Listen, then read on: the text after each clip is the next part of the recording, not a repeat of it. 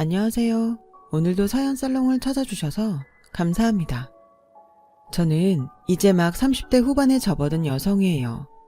사람들은 저와 친정 식구들을 두고 이런 말을 하고는 하죠. 청년 결백하기가 아주 대쪽 같은 집안이라고요. 저는 그 말이 저희 가족들을 정말 잘 표현하는 말이라고 생각해요. 아버지는 법질서를 수호하는 공직자로서 한평생 청년 결백하게 살아오셨고, 언니도 그런 아버지를 본받아 부정부패와는 거리가 먼 공직자의 삶을 살고 있죠. 그런 집안 내력은 당연히 저에게도 이어졌어요. 비록 아버지와 언니 같은 공직자는 아니지만 저 또한 회계사로서 정직을 신념 삼아 올바르게 살아가려 노력하고 있거든요. 물론 험하디 험한 세상이니만큼 눈 한 번 딱 감으면 누릴 수 있는 이권이 참 많은 회계사라는 직업을 가지고 있기에 돈과 관련된 부정한 청탁을 종종 받고는 했어요. 제가 받았던 청탁 중 가장 추잡했던 청탁에 대한 이야기를 하고자 해요. 제가 아직 30대 후반이 되기 전 인정받은 회계사였던 저에게 소개팅이니 선짜리냐 하는 제안들이 참 많았어요. 하지만 모두 거절해왔었죠. 이유는 단 하나였는데요. 오로지 저의 능력만을 보고 주선된 혼사들이었기 때문이었어요. 그랬던 저에게도 봄은 찾아왔고 꽃같은 사랑도 나타났죠. 한때나마 꽃같은 사랑이 되어주었던 그 남자는 무척 전도 유망한 중소기업 사업가의 외동아들이었어요. 시작부터 대쪽 같은 집안이니 정직이 신념이니 하더니만 결국 전도 유망한 중소기업을 혼자 상속받을 상속자라는 신분에 넘어가다니 말이 되나? 순간 이게 뭔가 싶으셨죠? 당연히 절대 아니었습니다. 저를 반하게 만들었던 건 그 남자의 성품이었어요. 요즘 친구들 같지 않게 반듯하고 정직한 모습이 마치 저의 아버지를 보는 것 같았거든요. 그 바른 생활 사나이와 저는 짧지만 뜨거운 사랑을 나누었고 오래지 않아 결혼 준비를 시작했어요. 그리고 예비시모를 처음 만나는 날 저는 속으로 외쳤어요. 이 집안이야말로 내가 진정 찾던 시댁이로구나. 왜 그런 말도 있잖아요. 자식은 부모의 거울이고 자식을 보면 그 부모가 보인다. 예비시댁은 그 말이 딱 맞는 집안이었어요. 바른 생활 사나이 남편만큼이나 시모도 무척이나 반듯한 사람으로 보였거든요. 보이는 것뿐만 아니라 말에 담겨있는 가치관도 반듯하구나 싶었어요. 예비시모와의 첫 대화가 어땠길래 그런 확신을 가졌냐면요. 결혼도 전인데 시모랍시고 이런 얘기 꺼내도 되는지 잘 모르겠다만 그래도 한 번은 꼭 짚어야 되는 문제라고 생각해서. 그럼요. 중요한 얘기면 꼭 짚고 넘어가셔야죠. 내가 사업을 괜찮게 한다고 해서 유산 같은 건 크게 기대하지 않았으면 좋겠어. 네? 내 회사가 어디 나 혼자만의 회사니? 다 우리 직원들 덕분이지. 우리 직원들이 피땀 흘려 고생해가면서 이만큼 키워왔고, 그래서 난 우리 회사는 나만의 것이 아닌 직원들 모두의 회사라고 생각해. 어머님이 창업주라는 이유로 아들에게 불법 경영세습은 하지 않겠다는 말씀인 거죠? 당연하지. 내가 물러난 다음에는 직원들 모두의 투표를 통해서 선발된 전문 경영인에게 경영권을 넘길까 해. 그게 진정 회사를 위하는 길이고 우리 직원들이야말로 회사 그 자체니까. 네, 그렇게 생각하시는군요. 그래서 미리 얘기하는 거야. 혹시나 내 아들이 회사를 물려받을 사람이어서 시작한 결혼이라면 결혼 조건으로 내가 물려줄 유산에 회사까지 포함되어 있다면 난 이 결혼 안 했으면 싶어. 네, 알겠습니다. 앞으로 잘 부탁드려요, 어머님. 어머님 아들이 회사를 물려받을 사람이어서 시작한 사랑이 아니라는 얘기예요. 당연히 회사를 물려받을 욕심 같은 건 절대 없으니 안심하셔도 좋고요. 그날 신중하면서도 반듯한 자태를 유지하던 예비시모는 저의 대답을 모두 듣고 나서야 저를 크게 반겨주었고 저 또한 이 결혼에 확신을 갖게 되었죠. 참 행복했어요. 저와 예비 남편과 예비 시어머니, 이렇게 삶의 콩짝부터가 잘 맞아 떨어지는 사람들끼리 새 가정을 꾸리게 되었으니까요. 더욱이 시댁의 회사 직원들부터 시작해 주변 지인들까지 하나같이 예비 남편과 시모를 훌륭한 인격자라고 칭찬하는 모습에 저는 또 한 번 반하고야 말았어요. 이러니 어떻게 행복하지 않을 수가 있었겠냐고요. 결혼 생활을 상상하는 것만으로도 이미 온 세상은 핑크빛이더라고요. 결혼 준비에 박차를 가하는 내내 설레는 날들이었죠. 하지만 저도 모르는 사이에 어두운 그림자가 정직을 신념 삼아 살아왔던 저의 삶을 향해 드리워지고 있었어요. 시작은 결혼식을 두어 달 앞두고 있던 어느 날, 뜻밖의 부탁에서부터 시작되었어요. 당시에 저는 무척 정신없이 바쁜 시간을 보내고 있었죠. 회계사가 가장 바쁠 회계 시즌과 결혼식 일정이 겹쳐있던 상황이었거든요. 그래서 너무너무 바빴죠. 결혼식과 신혼여행으로 자리를 비우는 동안 업무 차질이 생기지 않으려면 업무들을 최대한 미리 처리해 두어야만 했으니까요. 그렇게 정신없는 저의 사무실로 예비 남편과 시모가 연락도 없이 찾아왔더라고요. 점심이나 같이 하자고 왔나 싶었던 저는 예비 시모로부터 뜻밖의 부탁을 받게 되었어요. 혼인신고를 지금 미리 앞당겨서 하면 어떻겠냐는 말씀이신가요?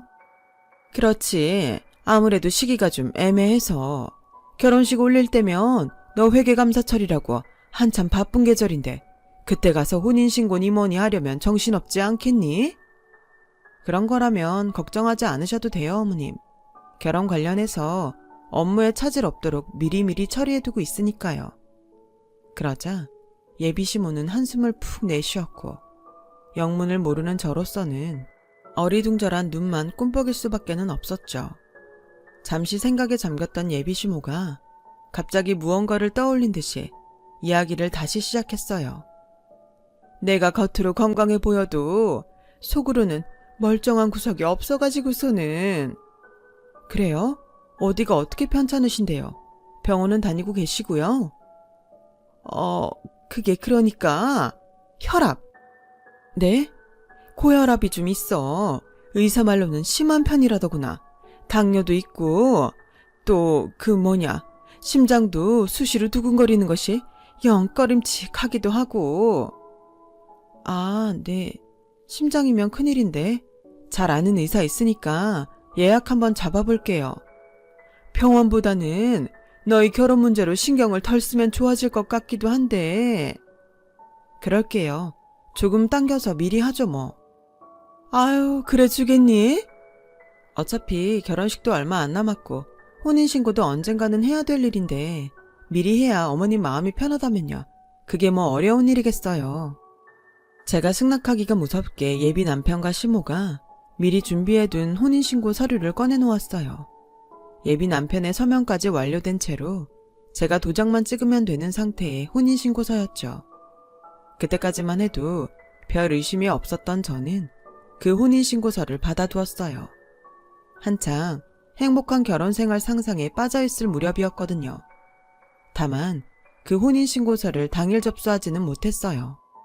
그날에는 가뜩이나 바쁜 일정에 예비 남편 그리고 시모와 점심 식사를 하느라 더 바빠져 있었으니까요.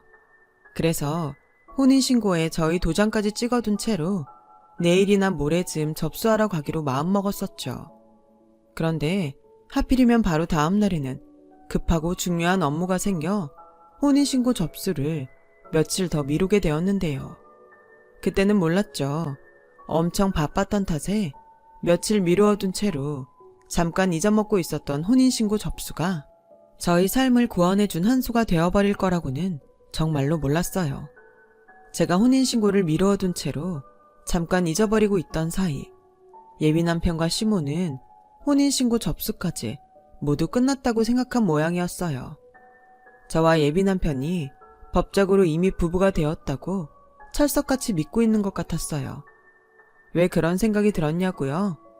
혼인신고 얘기를 나눈 직후 예비 남편과 시모가 돌변했거든요. 저를 다짜고짜 자신들의 사무실로 불러다 억지로 앉혀놓고는 그렇게 본색을 드러낸 예비 남편과 시모의 모습은 내가 다른 사람들을 만나고 있나 싶을 만큼 표독스러웠죠. 혼인신고도 마쳤겠다. 넌 이제 법적으로 내 며느리고 한 식구가 되었으니 딱 잘라서 솔직하게 말하마. 어머님, 오늘 좀 많이 달라 보이네요. 심각한 일인가요? 머리가 있으면 생각을 해보렴. 내가 회계사인 너를 괜히 며느리로 받았겠니? 그때 느낌이 딱 왔어요. 이 사람들이 회계사인 나를 며느리로 들여 회사 돈을 빼돌리려 하는구나. 하지만 애써 아무것도 모르는 척 되물었죠. 글쎄요, 제가 이 집안에 취직하러 온 것도 아니고. 답답하기는 진짜 모르는 건지 아님 모른 척을 하는 건지. 좋아, 단도직입적으로 말하마. 우리 회사 회계장부를 이중장부로 만들어놔. 이중장부요? 뭘 위한 이중장부죠? 회사 돈 10억 정도 내가 좀 가져다 쓰려고 한다. 말하자면 불법 비자금인 셈이네요. 불법 횡령이고. 왜? 행여 시애미가 회사 돈 10억 빼돌려다 혼자 쓱싹 해먹을까봐. 그런 걱정일랑 집어넣거라. 10억 중 1억 정도는 결혼식 선물로 너에게 줄 생각이니. 와, 1억이요? 돈 벌기 참 쉽다. 그쵸? 눈 한번 딱 감으면 1억이 뚝 떨어지고. 근데 겨우 그런 걸로 저를 구워 삶을 수 있다고 생각하셨다면 오산인데? 순간 예비시모의 얼굴에 만족스럽다는 미소가 떠올랐어요. 1억이 적다? 하긴 그 정도 포부는 있어야 우리 식구 될 자격도 있는 법이지. 좋아, 얘기해보렴. 얼마나 해주면 욕심이 채워지겠니? 얼마까지 해주실 수 있는데요? 이게 통 큰 것 좀 보게. 그래, 어디 욕심나는 만큼 챙겨봐. 단 내 능력껏. 이중장부든 어떤 방법이든 내 능력이 되는 선에서. 뭐 회계사인이 알아서 잘 처리할 것이고 네가 가져가는 돈은 결국 우리 아들한테 갈 돈이기도 하니까는. 그럼 일단 회계장부부터 보여주시죠. 한 3년치 회계장부 정도면 확실하게 판단이 서겠네요. 1억이든 아니면 훨씬 큰 돈이든 능력껏 빼돌릴 수 있는 만큼 빼돌려도 좋다는 말에 결국 저도 혹해서 넘어가 버린 건 아니었어요. 오히려 그 반대였죠. 제 눈으로 똑똑히 확인하고 싶었을 뿐이에요. 바른 생활 모자의 모습으로 저를 사랑에 빠지게 만들었던 예비 남편과 시모의 정체를요. 그렇게 저의 손에는 3년치 회계장부가 쥐어졌어요. 그 서류를 검토하는 내내 저는 뜨악스러운 심정을 예비 남편과 시모에게 들키지 않기 위해 무척이나 애를 먹어야만 했어요. 저에게 쥐어진 3년치 회계장부부터가 어느 몹쓸 회계사의 솜씨로 아주 잘 정리된 이중장부였거든요. 그 이중장부에 가려진 진실은 더욱이 혐오스러웠거든요. 예비 남편과 시모는 겉으로는 바른 생활인 척, 올바른 사업가인 척 가식을 떨면서 뒤로는 회사 돈을 참 어마어마하게 횡령을 하고 있었고, 횡령도 모자라 거액의 탈세까지도 서슴지 않았거든요. 결국 그들은 회사 돈을 빼돌릴 돈으로 호의호식하는 개차반에 불과했어요. 직원들이 피와 땀으로 헌신해가며 일궈낸 회사 돈 말이에요. 아무것도 모르는 채로 그 자리에 억지로 불려가 앉아있던 저는 졸지에 선택의 기로에 놓인 꼴이었어요. 그들과 공범이 되어 큰 돈을 만지며 떵떵대고 사느냐, 아니면 소박하지만 정직한 삶을 지켜낼 것이냐 하는 선택의 기로였죠. 그 선택의 기로에서 저는 구역질이 좀 나네요. 살다 이렇게 역겨운 장면은 처음이라. 뭐야? 바른 생활 사나이였던 남편의 모습도, 회사는 직원들의 것이라던 어머님의 모습도 사실은 저를 속여서 결혼시키기 위한 연기였다는 사실이 이렇게 빤히 보이는데 어떻게 구역질이 안 나고 배기겠냐고요. 아무것도 모르고 속았다? 그걸 나더러 믿으라고? 시애미를 멍충이로 보는 것도 아니고 정말 까놓고 세상 동욕심 없는 사람이 어딨다든. 다들 그렇게 사는 거고 좋은 게 좋은 거지. 세상에는 그렇지 않은 사람이 더 많아요. 왜 그걸 모를까? 새파랗게 어린 년이 어디서 훈계질이야, 훈계질은. 그러는 넌 뭐가 얼마나 떳떳하다고? 난 떳떳해. 하늘을 우러러 한 점 부끄럼 없이 살아야 한다고 배우면서 자랐고 배운 그대로 잘 지키면서 살아왔어. 됐지? 그렇게 쏘아붙인 제가 자리를 박차고 나가려는데 예비 시모가 거칠게 앞을 막아서더군요. 가긴 어딜 가? 회계감사 시즌 몇 주나 남았다고. 돈은 능력껏 얼마든 가져가도 좋으니 얌전히 앉아서 이중장부나 만들어. 그러라고 회계사까지 찾아다 결혼시켰으면 그걸 하라고. 아, 이제 좀 알겠네. 이래서 결혼식 전에 혼인신고를 서둘러야 했구나. 지병이니 뭐니 핑계까지 대가면서. 하긴 얼마나 마음이 급했겠어. 회계감사 시즌 전에 며느리 도장을 찍어놔야 가족이랍시고 엮어서 불법 횡령이나 하는데 마음 편히 써먹을 테니까. 그치? 그렇다면 그게 다 맞는다 한들 니까지 것이 뭐 어쩔 건데? 혼인신고 끝났어. 너 이제 내 며느리야.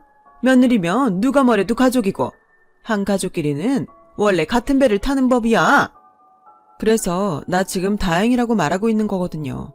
몰랐나 본데 혼인신고 서류 아직 내 책상에 있다고요. 알겠어요? 뭐? 결혼? 내가 지금 이 자리에서 파혼 선언하고 돌아서면 끝나. 법적으로도 아무 사이 아니라고 우리. 왜? 혼인신고 접수 아직 안 했으니까. 그러니 얼마나 다행이야. 그땐 멋모르고 혼인신고까지 해버렸으면 앞으로 내 꼬라지 안 봐도 뻔하잖아. 혼인신고에 엮여서 평생을 회사돈 빼돌리는데 이용당하는 회계사 며느리. 이년이? 지금 시애미 앞에서 떠드는 말본새가 아주. 너 그 애비가 그렇게 가르치디?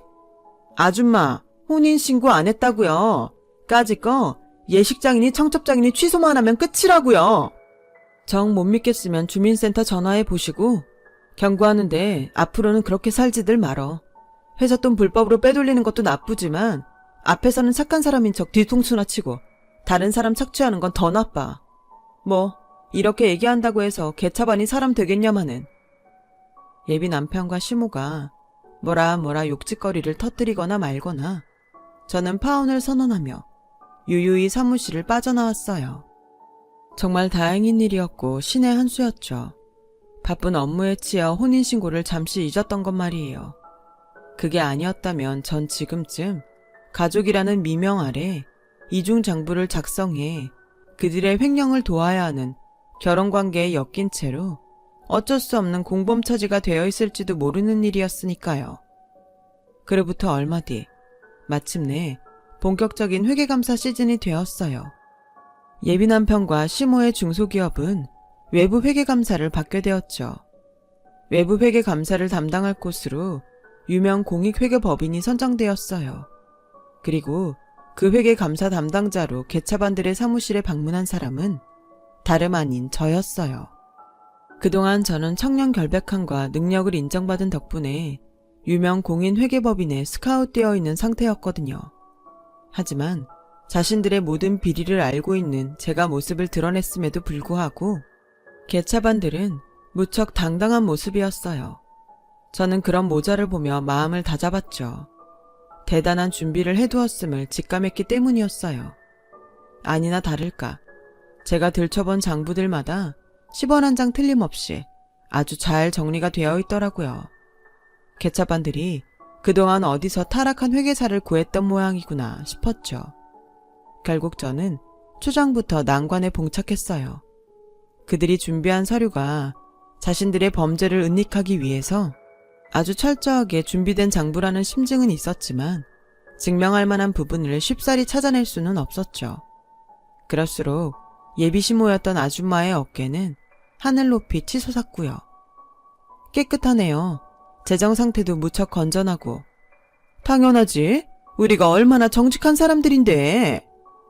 그 말에 코웃음이 나왔지만 저는 이번에도 역시나 애써 태어냈어요. 아무리 그래도 말은 높여서 하죠. 저도 지금 존댓말 쓰고 있잖아요. 공과 사는 지켜달라는 얘기입니다.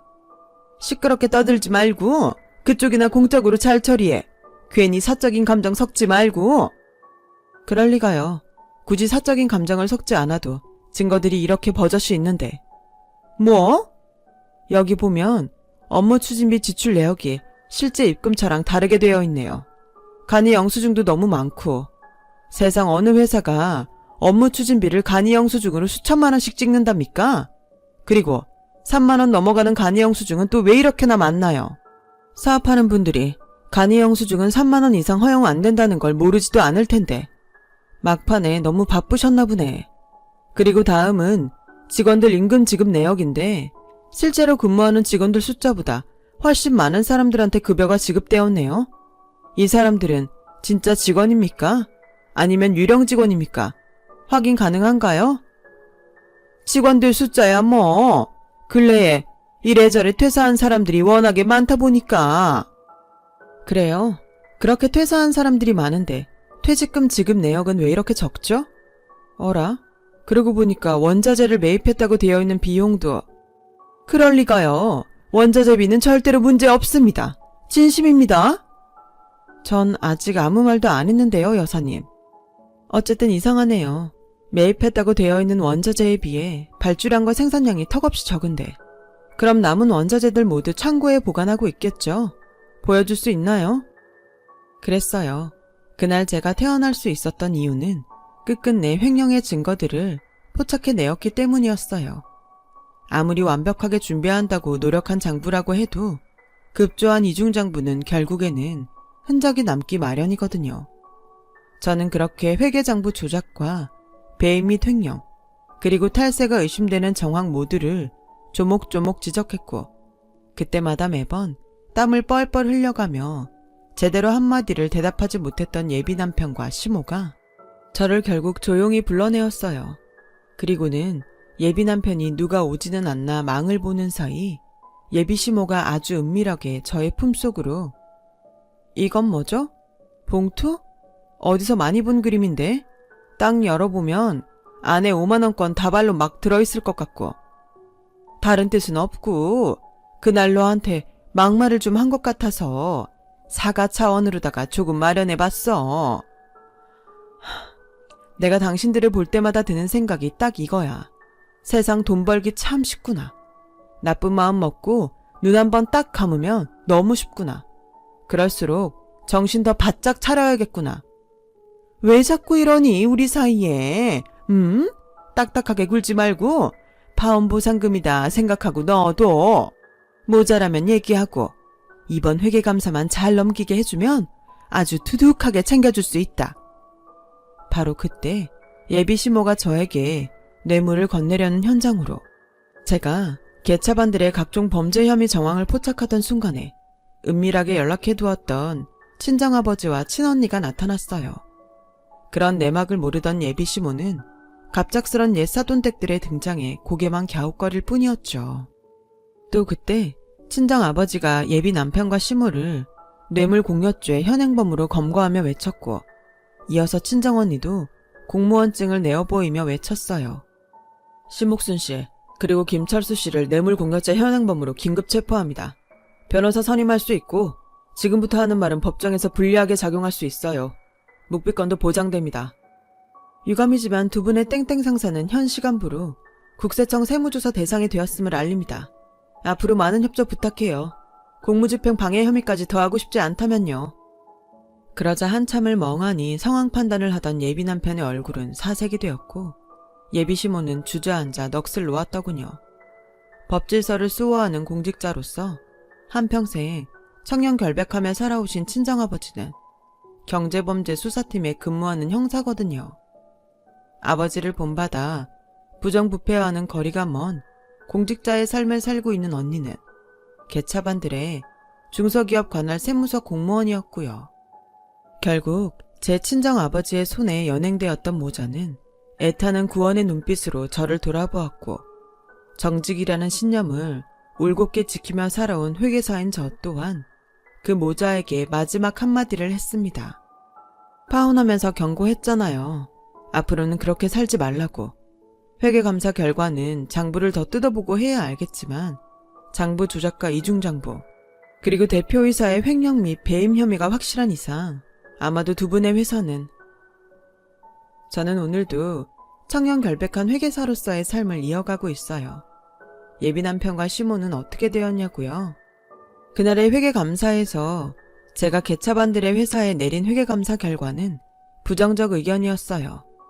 부정적 의견이 뭔지 쉽게 설명드리자면 회사 재정의 건전성이 심각하게 훼손되었으며 언제 망해도 이상하지 않을 만큼 위태로운 재정 상황이라는 뜻이기도 하고요. 모든 원인은 그 모자가 회사 돈을 어마어마하게 빼돌려 먹은 탓이었죠. 그리고 제가 예상했던 심각한 결과, 그대로 되었어요.